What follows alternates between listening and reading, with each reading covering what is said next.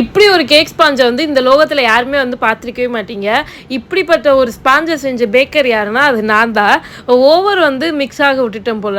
அப்படியே பார்த்தா அது என்ன சொல்கிறது, கல்லுக்கு ஈக்குவலாக தான் இருந்துச்சு. கல்லா இல்லை ரப்பரானே வந்து தெரியல, அந்த அளவுக்கு வந்து இருந்துச்சு. ஆனால் ஸ்பாஞ்ச் பேட்டரை பார்க்குறப்பே வந்து நான் கண்டுபிடிச்சேன், இது என்னடா எப்பயும் போல இல்லாமல் இது என்னடா வித்தியாசமாக இருக்கே அப்படின்னு வந்துட்டு கண்டுபிடிச்சிட்டேன்.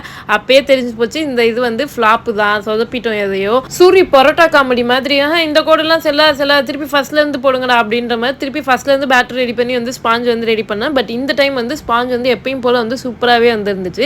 இந்த கேக் வந்து 90s கிட்ஸோட மோஸ்ட் ஃபேவரெட்டு ஹனி கேக் தான் வந்து ஆர்டர் வந்துருந்துச்சு. டோட்டலாக வந்து 2 kgs வந்து கேட்டிருந்தாங்க. 1 kg வந்து தனித்தனியாக கேட்டிருந்தாங்க. நான் 2 kg பேக் பண்ணி வந்துட்டு 1 kg வந்து ஸ்ப்ளிட் பண்ணி வந்து எடுத்துக்கிட்டேன்.